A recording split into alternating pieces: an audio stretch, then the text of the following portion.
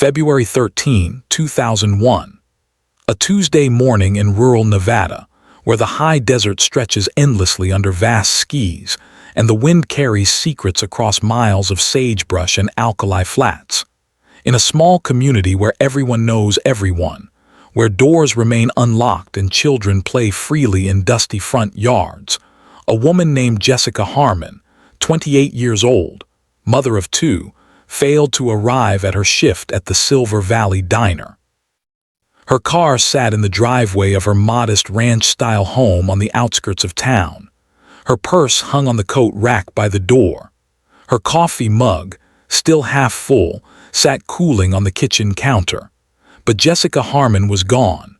For years, her disappearance would remain Nevada's most haunting mystery, a wound that refused to heal in a community that prided itself on taking care of its own. The question that echoed through the valleys and across the flatlands was simple, terrible, and seemingly unanswerable. What happened to Jessica Harmon? Silver Valley, Nevada, population 3,200, sits tucked against the eastern slope of the Toyab Range, an hour's drive from anything resembling a city.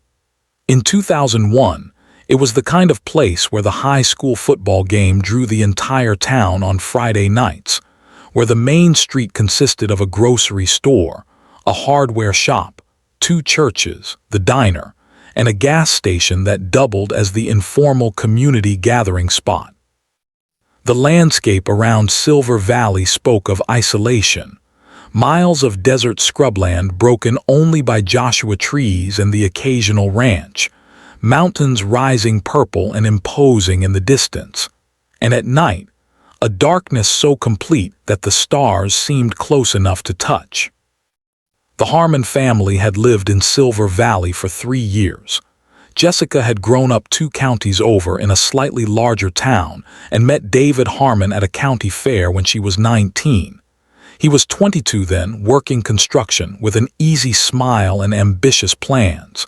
They married within a year. Their daughter, Emma, arrived when Jessica was 23. Their son, Tyler, came 2 years later. David found steady work with a mining company based 40 miles north, a commute he made 5 days a week in his Ford pickup. Jessica took the job at the diner when Tyler started preschool, needing both the income and the connection to the community. The routine was predictable, comfortable, safe. Their home sat at the end of Juniper Road, a gravel lane that dead-ended against Bureau of Land Management property. The house itself was nothing remarkable: pale yellow siding, white trim, a covered porch where Jessica kept potted geraniums that struggled against the desert climate. A chain-link fence enclosed the backyard where Emma and Tyler's swing set stood, its metal frame already showing rust from the alkaline soil.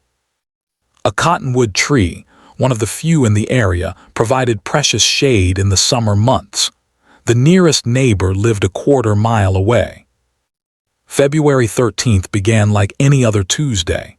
David Harmon left for work at 5:45 in the morning, his headlights cutting through the pre-dawn darkness.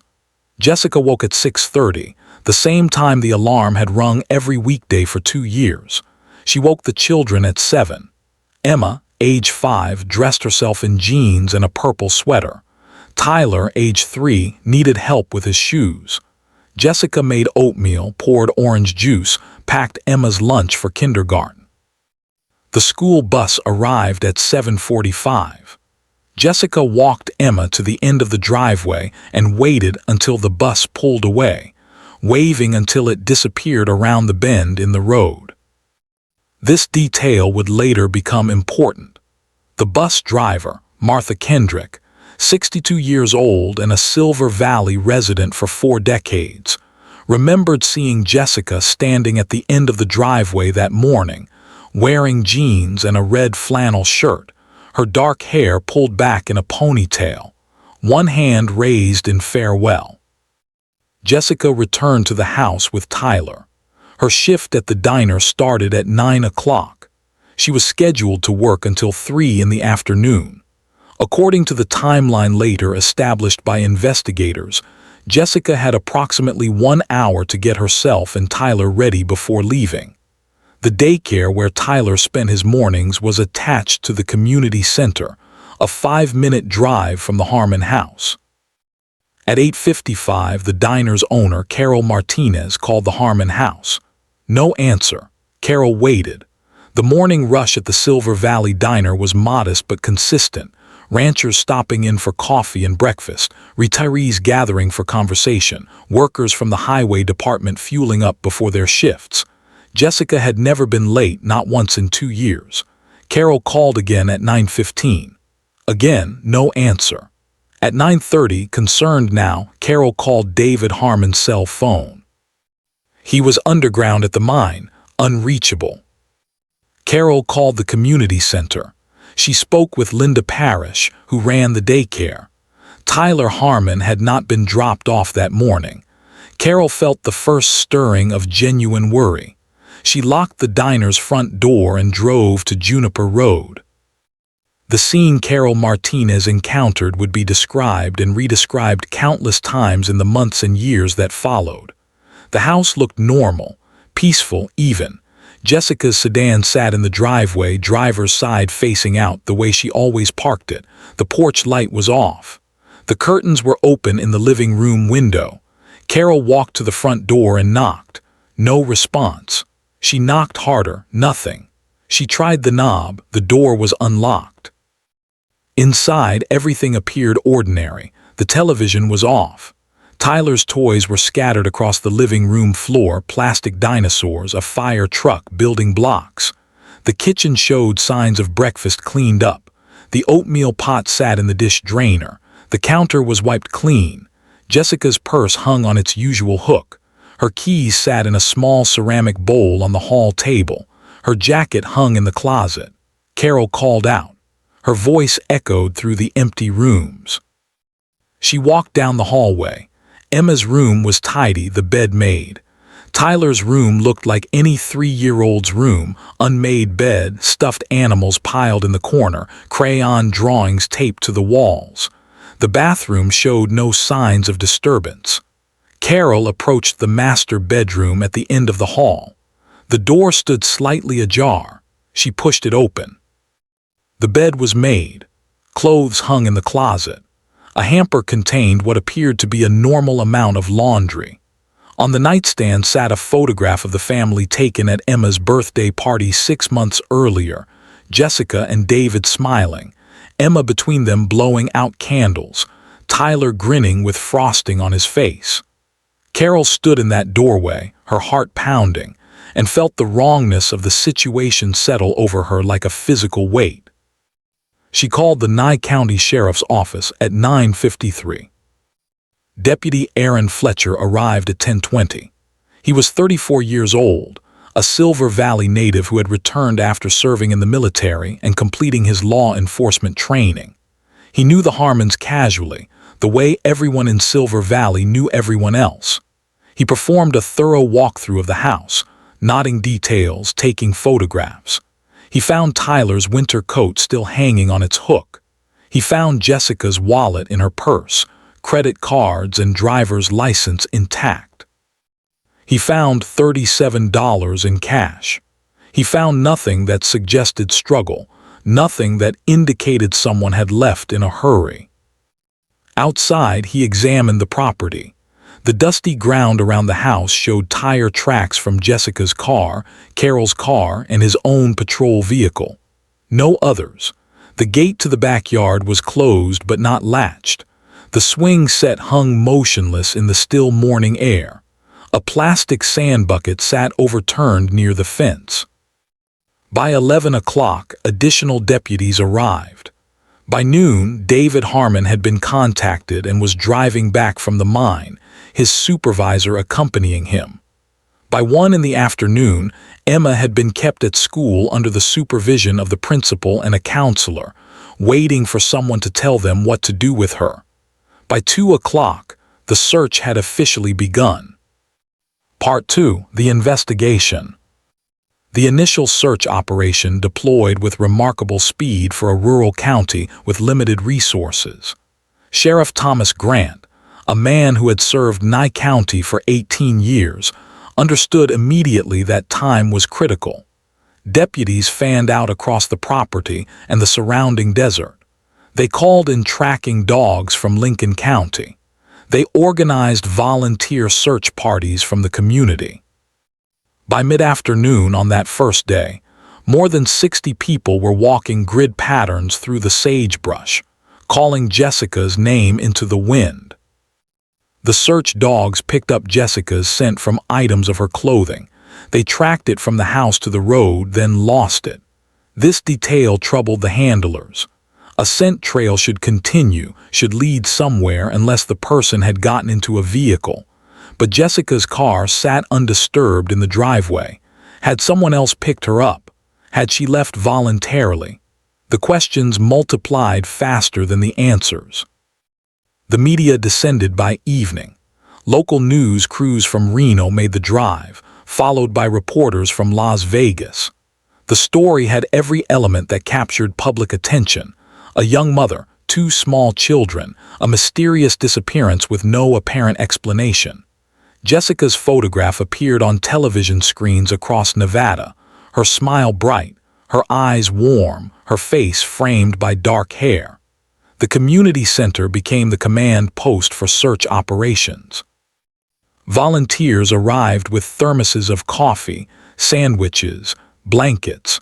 The people of Silver Valley had closed ranks around one of their own. David Harmon, 31 years old, sat in a folding chair in the community center, his face pale, his hands shaking. Those who spoke with him that first day described a man in shock, unable to process what was happening. He answered questions from deputies in a monotone. He had left for work at 5:45. Yes, Jessica had been in bed, sleeping. No, they had not argued. No, she had never mentioned wanting to leave. No, she had no history of depression or mental illness. No, there was no one she might have run off with. The idea seemed to physically pain him.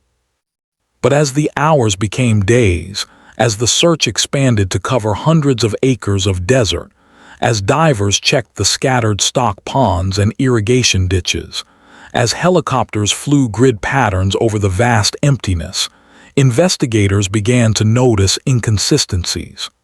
Small things, details that did not quite align. David Harmon's timeline, when examined closely, contained gaps. He stated he left for work at 5:45. His supervisor confirmed David arrived at the mine at approximately 7:15. The drive from Silver Valley to the mine typically took 1 hour and 5 minutes. David's arrival time suggested he had taken longer than usual. When questioned, David explained he had stopped for gas and coffee at a truck stop 20 minutes outside Silver Valley. Deputies checked. The truck stop's security footage from that morning was reviewed. David Harmon did not appear on the tapes. When confronted with this discrepancy, David seemed confused, then corrected himself. He had not stopped that morning. He had stopped the previous morning. He was mixing up the days. The stress was affecting his memory. This explanation seemed plausible, reasonable even, but it was noted. The odometer reading on David's truck also raised quiet questions. When deputies examined the vehicle, the odometer showed mileage consistent with David's regular commute, but fuel consumption suggested the truck had traveled further than the round trip to the mine. When asked about this, David explained he had driven around the previous weekend, looking at potential hunting spots. He had not mentioned this before. It was noted. Those who knew David Harmon described him as a good father, a hard worker, a man who attended church most Sundays and helped neighbors with repairs without being asked. But some now recalled moments that seemed, in retrospect, troubling. David's temper, usually controlled, sometimes flared quickly. A neighbor remembered seeing David and Jessica arguing in their driveway 6 months earlier, David's face red, Jessica's arms crossed defensively. Another acquaintance mentioned that David seemed possessive, always wanting to know where Jessica was, who she talked to at the diner. Carol Martinez, when interviewed multiple times by investigators, mentioned something that had seemed insignificant at the time. 2 weeks before Jessica disappeared, she had come to work with a bruise on her upper arm. When Carol asked about it, Jessica had laughed it off. She had bumped into the car door while carrying groceries. But Carol remembered the way Jessica's eyes had slid away when she said it, the way she had pulled her sleeve down to cover the mark. Deputies whispered quietly among themselves. They had seen this before, the pattern that emerged in cases like this. A missing woman, a husband whose story had holes, evidence of control, of anger, but they had no body, no crime scene, no concrete evidence of violence. They had only suspicions and inconsistencies. Tyler Harmon, 3 years old, stayed with his paternal grandmother in the days following his mother's disappearance.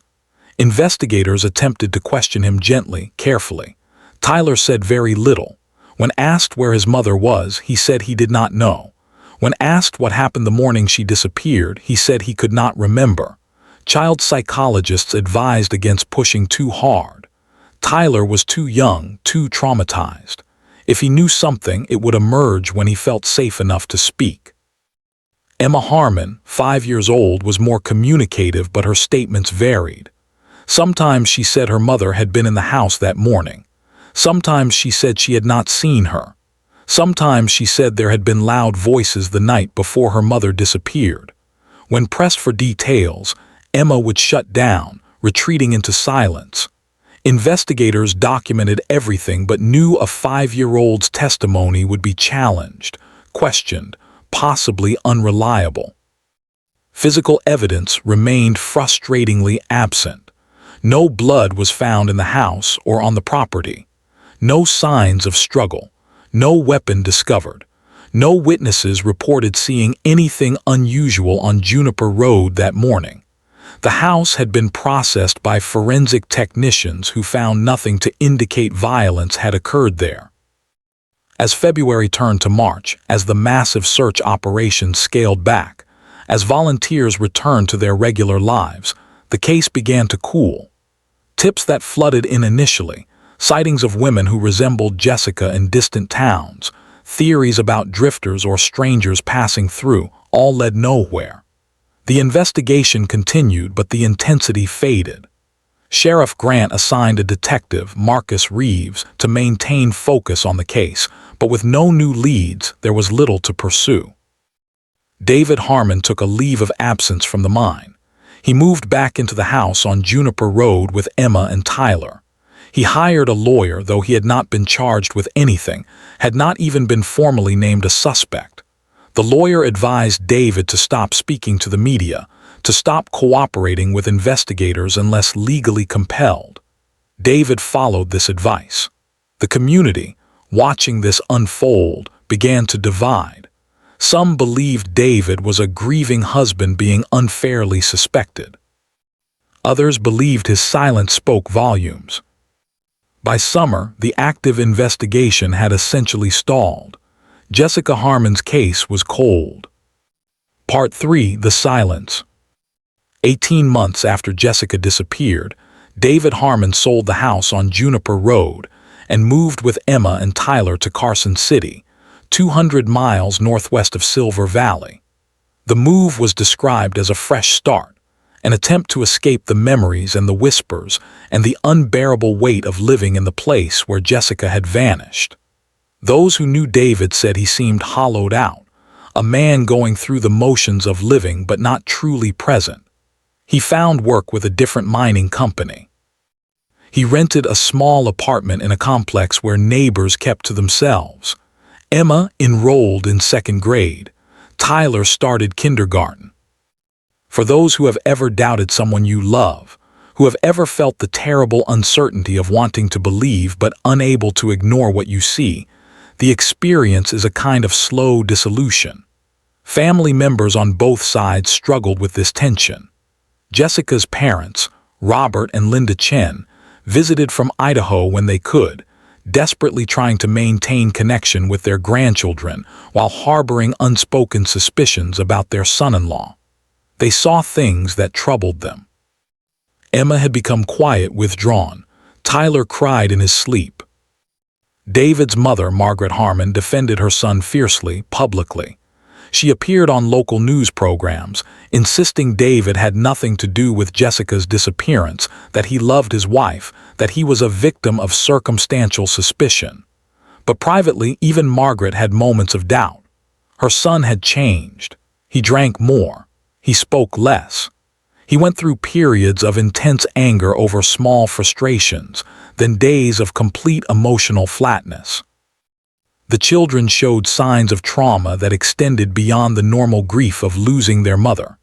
Emma drew pictures that troubled her teachers, dark scribbles, figures with X's for eyes, houses with black windows.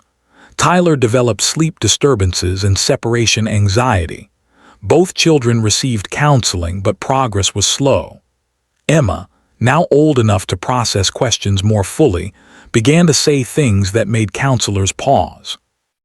She mentioned that her father had been angry the night before her mother disappeared.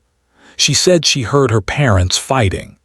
When asked what the fight was about, Emma said she could not hear the words, only the tone, her father's voice rising, her mother's voice pleading. These statements were reported to authorities, but without corroborating evidence, they could not form the basis for charges. The case file on Jessica Harmon grew thicker with speculation and thinner with hard facts. In the third year after the disappearance, David began seeing someone new. Her name was Rachel, a woman he met at a community barbecue organized by his apartment complex. Rachel was kind, patient with the children, understanding about David's past. They began dating. Within 6 months, they were discussing marriage. Jessica's parents, when they learned of this development, felt betrayed, outraged. How could David move on so easily? How could he bring another woman into the lives of children whose mother was still missing, possibly still alive somewhere? The relationship between David and Jessica's parents, already strained, shattered completely. By the 4th year, David and Rachel married in a small ceremony at a Carson City courthouse. Emma, now 9 years old, refused to attend. Tyler, now 7, went reluctantly. Photographs from the wedding showed David smiling, his arm around Rachel, but the smile did not reach his eyes. He looked older than his 35 years, lines etched deeply around his mouth, gray threading through his hair. For those who study patterns in cases like this, the passage of time often reveals truth. Secrets kept become unbearable weights. Children grow and remember. Guilty consciences manifest in behavior changes, in substance issues, in relationship failures. David's marriage to Rachel lasted less than 2 years. She left, citing irreconcilable differences, though friends later said Rachel had grown uneasy with David's mood swings, his controlling behavior, his refusal to discuss Jessica. Emma, now approaching adolescence, had begun to pull away from her father. She spent as much time as possible with friends, at school activities, anywhere but home. She confided in a school counselor that she felt afraid sometimes, though she struggled to articulate why. The counselor documented these conversations, uncertain whether they indicated genuine danger or typical teenage conflict with a parent. Tyler remained closer to his father but exhibited troubling behaviors, aggression toward other children, difficulty with authority, an apparent inability to form secure attachments. His teachers described a bright child who seemed unable to trust adults, who flinched at raised voices, who sometimes stared off into the distance with an expression far too old for his young face. In the 6th year after Jessica's disappearance, Emma Harmon, now 13 years old, made a decision. She called her maternal grandparents and asked if she could come live with them in Idaho. Robert and Linda Chen agreed immediately. David fought the arrangement legally, but Emma's preference, combined with documented concerns from counselors and teachers, convinced a family court judge to allow the placement. Emma moved to Idaho in the summer before starting 8th grade. Away from her father for the first time since her mother disappeared, Emma began to speak more freely. She told her grandparents about the tension in the house, about David's anger, about the fear that had become her constant companion. She said she remembered more about the night before her mother vanished than she had ever admitted. She remembered shouting. She remembered something breaking. She remembered her mother crying. Robert and Linda contacted the Nye County Sheriff's Office. By this point, Detective Marcus Reeves had retired, but the case had been inherited by a younger investigator, Detective Sarah Holland. Detective Holland drove to Idaho and interviewed Emma extensively over several sessions. Emma's statements were detailed, troubling, but still incomplete. She had been 5 years old when her mother disappeared. Her memories were fragmented, influenced by years of processing and reprocessing trauma. Any defense attorney would demolish her testimony. Detective Holland knew this, but she also knew Emma was telling the truth as she remembered it. The breaking point came from an unexpected source. Part 4: The Revelation. Tyler Harmon was 11 years old when he finally spoke. It was March 2012, 11 years after his mother's disappearance. He was living with his father in a different apartment in Carson City, attending 6th grade, struggling academically and socially. His teacher, concerned about his increasing isolation and declining performance, suggested David take Tyler to see a child psychologist. David, whether from genuine concern or pressure from the school, agreed. The psychologist, Dr. Margaret Foster, worked with Tyler for 3 months before Tyler began to open up. The breakthrough came during a session in June. Dr. Foster had asked Tyler to draw his family. Tyler drew 4 figures himself, Emma, his father, and a 4th figure that he labeled Mom. Dr. Foster asked Tyler to tell her about his mother. Tyler, staring at the drawing, began to cry. Then he began to speak. "I remember the morning," he said, his voice so quiet Dr. Foster had to lean forward to hear. "I remember my dad was angry, really angry. He was yelling at her." Dr. Foster, trained in trauma therapy, knew not to push, to let Tyler proceed at his own pace. She waited. "She was crying," Tyler continued. "Mom was crying and saying she was sorry, but Dad kept yelling. He said she was not going anywhere. He said she belonged to him." The session continued for another 40 minutes. Tyler described fragments of memory, his mother packing a suitcase, his father grabbing it from her, the sound of something heavy hitting the floor. He described being scared, hiding in his room. He described silence that came after the shouting stopped. He described, in the broken narrative of a child trying to access traumatic memory, waking up the next morning and his mother being gone. Dr. Foster, ethically and legally obligated to report possible child abuse and potential criminal activity, contacted Carson City Police that evening. Carson City Police contacted Nye County Sheriff's Office. Within 48 hours, Detective Sarah Holland was sitting in Dr. Foster's office, reviewing session notes, listening to Tyler's recorded statements. The case reopened officially on June 15, 2012. Detective Holland, now working with renewed resources and attention, began re-examining every piece of evidence from 11 years earlier. She reviewed David Harmon's original statements, the timeline discrepancies, the odometer readings, the inconsistencies that had troubled investigators from the beginning. She interviewed witnesses again, neighbors, Jessica's co-workers, David's colleagues. Some people's memories had faded. Others remembered details they had not thought significant at the time. A former co-worker of David's from the mining company came forward with new information. He stated that David had seemed distracted and agitated on February 13, 2001, when he arrived at work. The coworker remembered David had scratches on his hands, visible when he removed his work gloves. When asked about them, David had said he had been moving brush on his property over the weekend. The coworker had thought nothing of it then.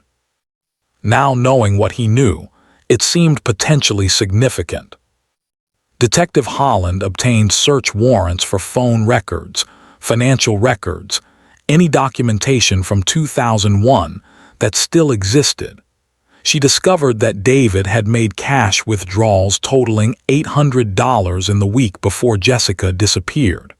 When originally questioned about this, David had said the money was for household expenses and vehicle repairs.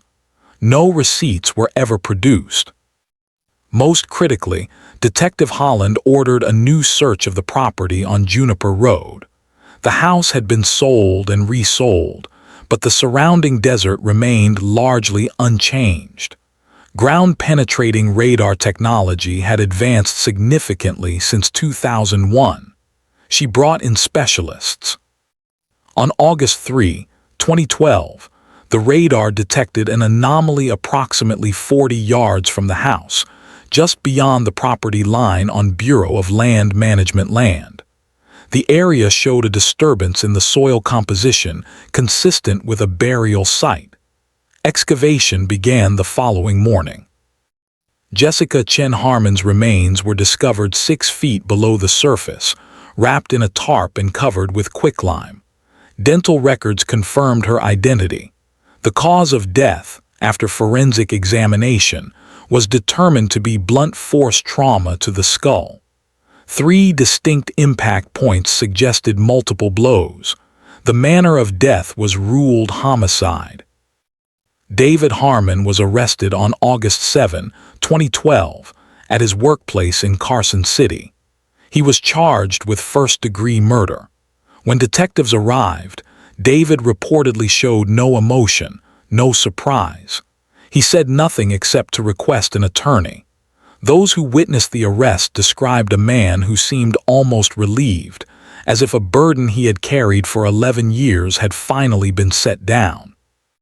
The community of Silver Valley, learning of the arrest, reacted with a complex mixture of vindication, grief, and anger. Those who had suspected David all along felt their instincts confirmed. Those who had defended him felt betrayed, manipulated. Carol Martinez, now 63 years old and still running the Silver Valley Diner, wept when she heard the news. She told reporters, "I knew. Somewhere deep down I knew. But I wanted to believe people were good. I wanted to believe he loved her." The trial began in April 2013. The prosecution built their case on circumstantial evidence, inconsistencies in David's statements, Tyler's testimony, and the damning fact that Jessica's body had been found buried on property David had accessed regularly. Tyler, now 12 years old, testified. His statement was halting, painful to hear, but clear. He remembered his father and mother fighting. He remembered his mother trying to leave. He remembered his father stopping her. He remembered, though he could not explain how or why, a terrible silence that fell over the house afterward. Emma, now 17, also testified. She corroborated Tyler's account of the fighting, the tension, the fear that permeated their home. She described years of living with a father who had taken her mother from her and forced them all to participate in a lie of normalcy. The defense attempted to discredit the children's memories, arguing they had been influenced by time, by therapy, by the narrative constructed by investigators and family members.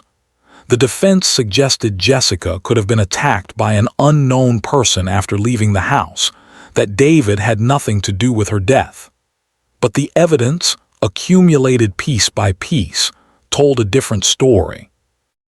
On July 18, 2013, after 4 days of deliberation, the jury returned a verdict: guilty of first-degree murder. David Harmon showed no reaction as the verdict was read. He was sentenced to life in prison without the possibility of parole. Those who attended the trial described the moment Jessica's parents stood to give their victim impact statements. Robert Chen, 72 years old by then, his voice shaking with grief and rage, spoke directly to David Harmon. "You took our daughter from us," he said. "You took a mother from her children. You made them live with that horror, made them doubt their own memories, made them question whether they could trust their own father. There is no punishment sufficient for what you have done. Linda Chen could not speak. She stood silently beside her husband, tears streaming down her face, holding a photograph of Jessica, the same photograph that had hung on the nightstand in the master bedroom on Juniper Road, the photograph of a family that had been destroyed by violence and lies. Closing. Jessica Harmon was 28 years old when her life ended in the high desert of Nevada, in a house where she should have been safe, at the hands of someone who had promised to love her. For 11 years, her children carried the weight of that knowledge, unable to fully articulate what they knew, trapped in a nightmare of half-memories and unspoken truth. For 11 years, her parents lived with uncertainty, grief without closure, suspicion without confirmation. The case that shocked Silver Valley was not unique in its basic elements.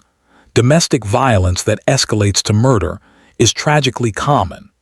What made Jessica's story remarkable was the length of time it took for justice to arrive, the persistence required to uncover what had been buried both literally and figuratively, and the courage of two children who finally found their voices and spoke truth against the person who should have protected them.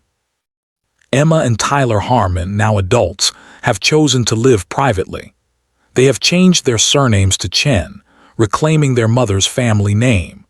They speak rarely of their father, focusing instead on healing, on building lives free from the shadow of what was done to them and to their mother. Those who know them describe resilient, thoughtful people who carry their trauma with dignity and determination. Justice for Jessica came late, but it came. Her memory lives on in her children, in the community that never forgot her, in a case that reminds us that the truth, no matter how deeply buried, has a way of rising to the surface. Someone somewhere is always watching, always remembering, always waiting for the moment when silence becomes unbearable and words finally come. If this story mattered to you, subscribe and hit the bell. Share the episode. Someone somewhere may still be waiting to be heard.